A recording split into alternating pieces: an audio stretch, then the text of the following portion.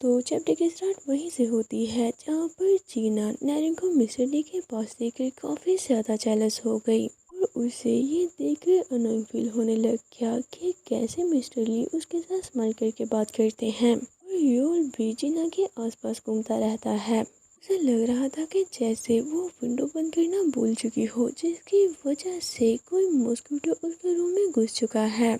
Shin नहरिम, तुम मुझे बहुत ज़्यादा परेशान कर रही हो। अब तो मुझे तुम्हें देखकर गुस्सा आने लगा है। ऐसे ही एक दिन जब वो एक बच्ची से स्माइल करते हुए बातें कर रही थी तो जीना वहाँ से गुजरी, जिस पर नहरिम स्माइल करते हुए उसे हाय बोलती है। लेकिन जीना तो उसे पूरी तरह से इग्नोर करके वहाँ से चली गई। जिसे देखकर वो बच्ची पूछने लगी कि क्या तुम इनकी फ्रेंड हो। नरीम बताती है सभी की नहीं, बस जीना की। बोलती है लेकिन जीना ने तो तुम्हें इग्नोर कर दिया, मुझे इनसे डर लगता है। मैंने सुना था पूरे बच्चों के डैड रिच होते हैं। जिस पर नरीम उसे बोलने लगे नहीं, मुझे दूसरों का तो नहीं पता, लेकिन जीना सच में बहुत नाइस है। ऐसे ही किसी को जज मत करो। इसे सुनकर जीना चौंकते हुए वहीं पर रुक गई और इरिटेट होते हुए सोचने लग जाती है कहीं ये पागल तो नहीं हो गई। आखिर किसे किसके लिए परेशान होना चाहिए, इसने तो मुझे बहुत ज़्यादा तंग कर दिया है। देखते हैं एक बार चर्च किसी मिशन ट्रिप पर फिलीपींस जाने वाला था।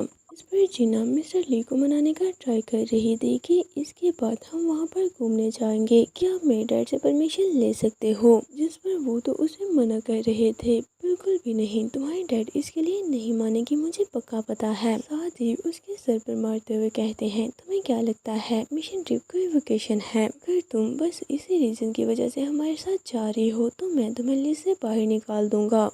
फिर जीना का तो मुंह बन गया और सोचने लग जाती है कि तुम हमेशा ही मुझे एक चाल की तरह ट्रीट क्यों करते हो।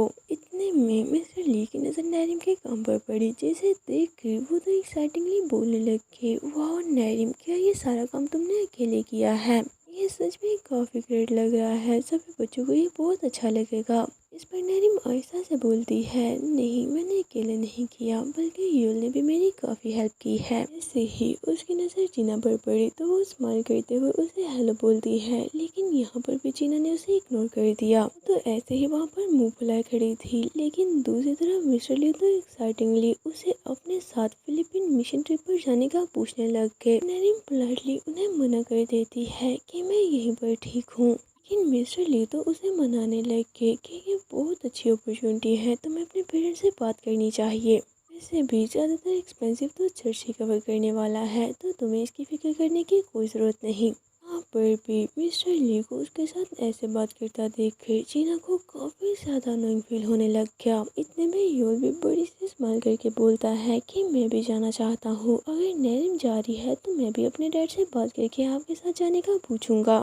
पर अब जीना बोलती है कि नैरिम अपनी मोम से बात नहीं कर सकती क्योंकि वो शमन है। वैसे भी मुझे नहीं लगता कि इसके पास इतने पैसे होंगे, तो मोजिन इसे अपने साथ चलने के लिए इतना पुश मत करो, तुम्हें इसे ऐसे अनकंफर्टेबल करता हुआ नहीं देख सकती। और सोचने लग जाती है वैसे भी मैं कौन सा झूठ बोल रही हूँ, ये सब कुछ सच ही तो है। ऐसे ही बातें करते हुए मैं इस रूम में सभी को अपनी तरफ मैनिपुलेट कर सकती हूँ। जीना की ये बात कहीं ना कहीं असर कर जाती है, जिसकी वजह से रूम में मौजूद गर्ल्स नैरिम के बारे में बातें करने लग गई। उसी तरह मिस्टर ली भी घबराते हुए उससे माफ़ी मांगते हैं कि मैं तो बस वो ये बोल ही रहे थे कि इतने में जीना फौरन ही टेबल से उठते हुए बोलती है मुझे बाथरूम जाना है। ये बोलते हुए उसकी आंखों से आंसू निकल रहे थे, जिन्हें क्लीन करते हुए वो तो फौरन ही वहाँ से भाग गई। इसे ऐसे देखकर पीछे से मिस्टर ली चिल्लाते हुए उसे रुकने का बोलते हैं। जब नैरिम नहीं रुकी तो वो भी फौरन से उसके पीछे जाने लगे, लेकिन जीना ने उसकी शर्ट पकड़ कर रोक लिया। बोलती है उसे बाथरूम जाना है, क्या तुम वहाँ पर भी उसे फॉलो करोगे। पर मिस्टर ली तो उल्टा जीना पर ही चिल्ला देता है और फिर वहीं पर रुक गया, ये सोचते हुए कि ये इसने जानबूझकर नहीं किया होगा। मुझे नहीं लगता कि आजकल के बच्चे जानबूझकर ऐसा करते होंगे। और साथ ही वहाँ से भागकर जाने लगा, ये बोलते हुए चाहे जो भी हो लेकिन फिर भी मुझे उसे चेक करना है। जीना को उसे ऐसे जाता देखकर बिल्कुल भी अच्छा नहीं लगा था। उसी तरफ छोटा यूल भी उसकी ये सारी हरकतें देखकर मुंह बनाते हुए उसकी तरफ देखने लग गया।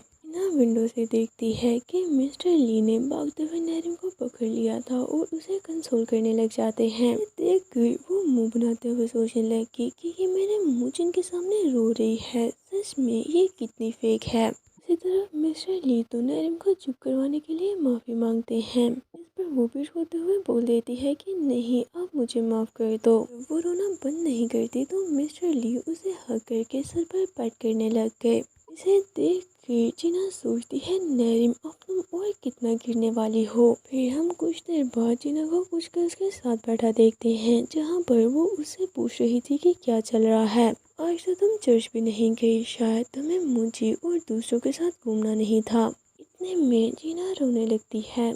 इसे देख कर वो तीनों गर्ल्स चौंकते हुए जल्दी से उसे चुप करवाने लग गई। पर जीना रोते हुए बताती है कि नैरिम क्लियरली मुजिन के साथ फ्लर्ट कर रही है, शायद वो इसी वजह से जानबूझकर रोते हुए वहाँ से भागी होगी। मैंने उस लूजर के साथ इतना कुछ किया, अगर मैं न होती तो वो अभी तक पहले की तरह अकेली ही रहती। जिस पर एक गर्ल उसे कंसोल करते हुए बोलने लग गई कि उसने बस तुम्हारी काइंडनेस का फायदा उठाया है, तो जीना तुम उसकी वजह से मत रो।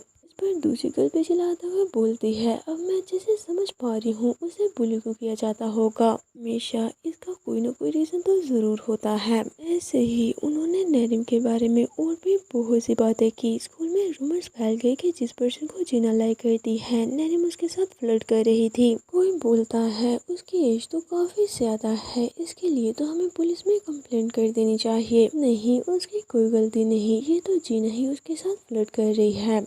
ऐसे ही ये रूमर्स काफ़ी तेज़ी से फैल गए। जीना ने तो बस एक सीड लगाया था जो कि उसके फेवर में काम करते हुए काफ़ी तेज़ी से ग्रो कर गया। इसने थोड़े ही टाइम में पूरे के पूरे गार्डन का गला घोंट दिया। नैरिम को सभी लोग बुली करने लग गए। उसके डेस्क पर बहुत गंदे गंदे वर्ड्स लिखते इसी तरह से विछड़न की शुरुआत हुई। बस इतना करना ही काफ़ी नहीं था कि वो उसे मारने भी लग गए, ये बोलते हुए कि तुम जीना को स्टॉक करते हुए चर्च चली गई।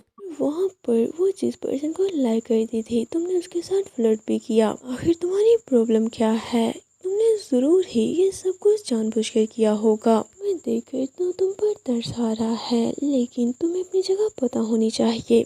ना तुम्हारे साथ इतने अच्छे से रही और बदले में तुमने उसके साथ ये सब किया है। स्टूडेंट के उसे इतनी बुरी तरह से मारने की वजह से उसके सर में लगी जीना की दी हुई है क्लिप गिर जाती है। स्टूडेंट की ये बातें सुनकर उसकी आंखों में आंसू आ गए थे। उसने जोर से हेयर क्लिप को अपनी मुट्ठी में पकड़ा और वहाँ से उड़कर तेजी से भागने लग गई और फौरन से जीना के पास जाकर बताने का ट्राई करती है कि जीना ऐसा कुछ भी नहीं, तुम्हें मिसअंडरस्टैंडिंग हुई है। इस पर जीना बोलती है, क्या सच में? अगर ऐसी बात है तो आज के बाद से तुम चर्च मत जाना और मुझे से बात करना भी बंद कर दो। जीना बोलती है, सच में मुझे कोई आइडिया नहीं था कि तुम उसे लाइक करती हो। प्लीज मेरे पास बस तुम ही हो, मेरी इकलौती फ्रेंड, मुझे माफ कर दो। हम फ्रेंड्स हैं ना, तो जीना प्लीज मुझे माफ कर दो, मैं दोबारा से अकेला होना नहीं चाहती। पर जीना उसकी तरफ मुड़कर क्रीपी सी स्माइल करते हुए बोलती है, लगता है तुम अभी तक नहीं समझी हो, तुम हमेशा से अकेली ही थी। मैंने बस इसीलिए तुमसे बात की क्योंकि मुझे तुम पर तरस आता था। टीना की ये बात सुनकर नैरिम तो काफी ज्यादा चौंक गई और उसकी आंखों से आंसू निकलने लग जाते हैं। प्रेजेंट में हम देखते हैं कि जीना बिल्कुल वैसे ही रोते हुए अपनी आईज ओपन करती है, शायद वो ये सब कुछ ड्रीम देख रही थी। ऐसे रोता देखकर हमारा वेम्पायर काफी ज्यादा घबराते हुए जल्दी से चलाकर पूछने लग गया कि मास्टर, क्या आप ठीक हो? आपकी बॉडी तो स्वेट से भरी हुई है, क्या आपको नाइटमेयर आया था? पर नैरिम उठते हुए सोचती है कि मुझे दोबारा से पास का वही ड्रीम आया, बस एक ड्रीम।